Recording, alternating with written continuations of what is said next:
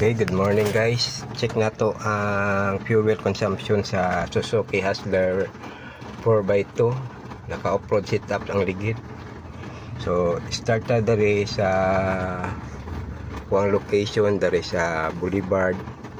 So, check na to iyang fuel. Na iyang fuel nasa 4 bars.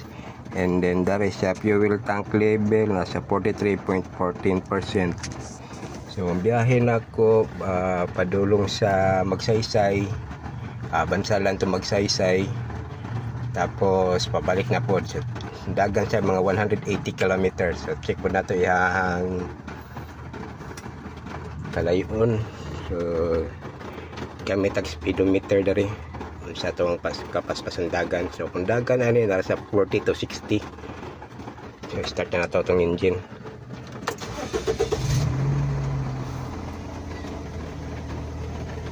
So lari lang ha, wait lang. Okay, sa karon start na nato ni para dire makita nato ang GPS distance, kilometer speed. So check na to itong kwan nata sa pila ni ano maklaro.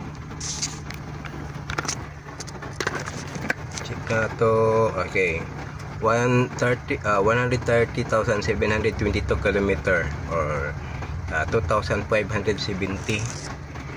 Check na to.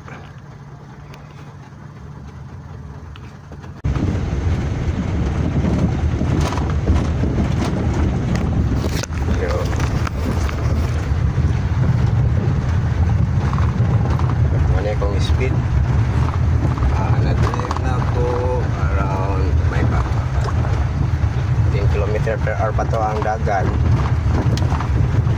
medyo ulan-ulan.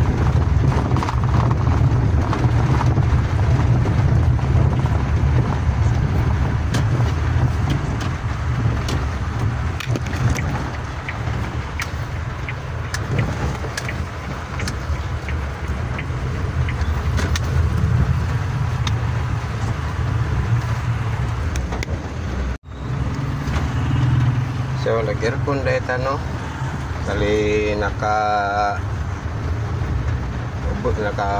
kuan lang, naka 1 bar lang yang pan niya, tapos hinay lang siya papawala sa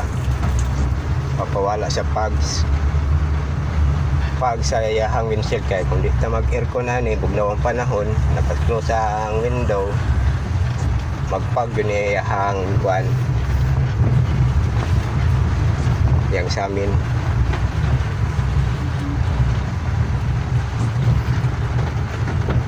Yan. Mga boss.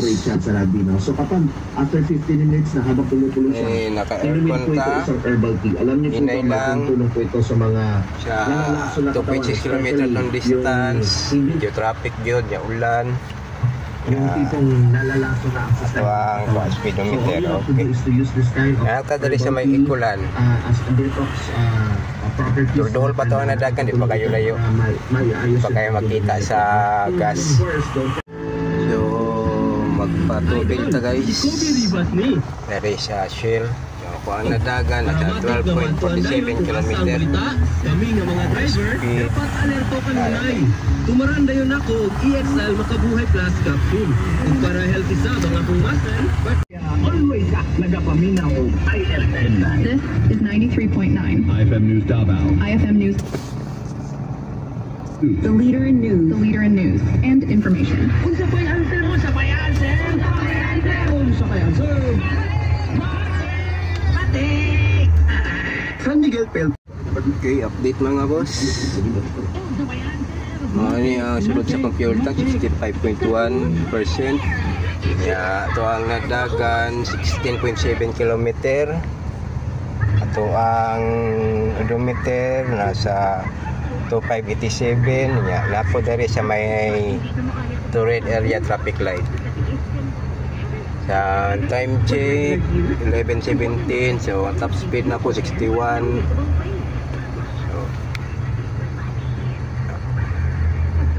Medyo murag kulang to ko ang natubil no kay magmahal-mahal man dito dapita.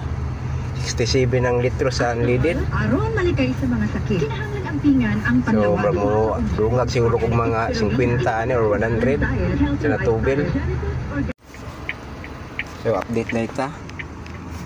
So, mo na ni iyahang consumption. Tapos, akong nadaga nasa 53 kilometer. Dari sa okay. Check na to.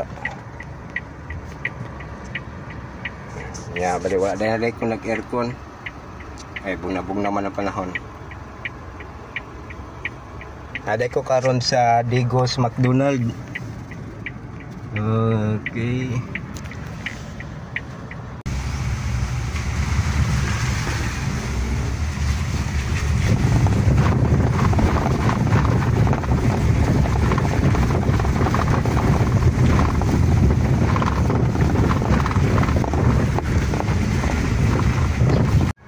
Okay, update na to guys. Naabot na dahil ko sa ako ang location. So, mo ni yahang sulod sa gasolina 54.12 ya dari natay 6 bar. Tapos ako ang nadagan na ko mga 84.21 kilometer. So average na ako sa kundagan is 10 day wakay ko nagabilo 36 ra. So hapit 3 ka oras na po ang biyahe. So dari ako ang last update. Next update ani is kanang pauli na ako, di na ako mabidyohan kay manakay naman sila. So mag-listen na po yung video, wali upat akong sakay kahit kalima ko. Ako na ning manon. Location din ako no dari sa Davao del Sur sa may Bansalan sa may Kialig Dapit dari sa may Blocon. Okay, update na to. Nakabalik na dahil may sa kuang location. So mao ni karon ang okay, mananiya ang nadagan. Tapos sa fuel parang na ang makina. So mo po din nabilin. So kamo na lay compute.